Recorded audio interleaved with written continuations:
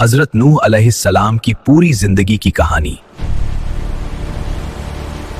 हजरत नूह अलैहिस्सलाम इस्लाम में सबसे शुरुआती पैगंबरों में से एक हैं। तीसरी पुश्त में पैदा हुए। नेक लोगों की मौत बनाकर याद रखने की नीयत से शुरू हुआ था। हजरत नूह अलैहिस्सलाम ऐसे ही भटके हुए समाज में पैदा हुए। कुरान में उन्हें शुक्रगुजार बंदा कहा गया है। अल्लाह ताला ने हजरत नूह अलैहिस्सलाम को लगभग 40 साल की उम्र में पैगंबर बनाया। वह अपनी कौम को तौहीद की दावत देते थे। रात दिन के बदलाव सितारे बेते थे।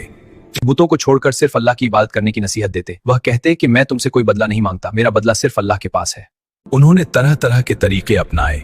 सार्वजनिक खिताब नबी रियान में फरमाया गया, हमने नूह को उनकी कौम की तरफ भेजा, वह 50 साल रहे। इस लंबे अरसे में सिर्फ कुछ लोग लगभग 80 ईमान लाए, ज्यादातर गरीब और कमजोर तबके से।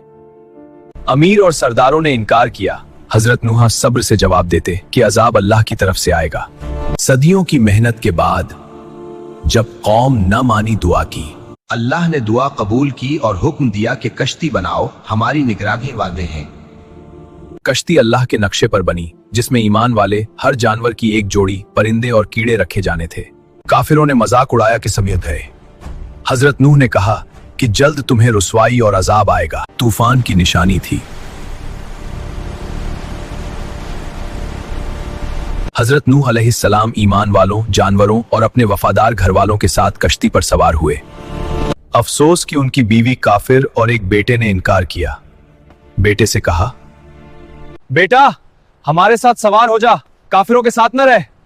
मैं पहाड़ पर चढ़ जाऊंगा। आज अल्लाह की मार से कोई बचाने वाला नहीं सिवाय उसके जिस पर रहम हो।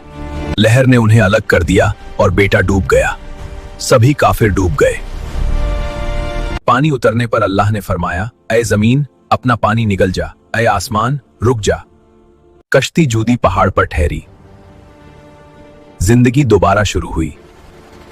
हजरत नूह अलैहिस्सलाम को इंसानों का दूसरा बाप कहा जाता है, क्योंकि बाकी इंसान उनकी औलाद से हैं। उनकी कुल उम्र अलग अलग रिवायतों में 1050 से 32 साल तक बताई जाती है। उनकी कहानी कुरान में विस्तार से है, खासकर सूरह हूद और सूरह नूह में, और 40 से ज्यादा आयतों में जिक्र है।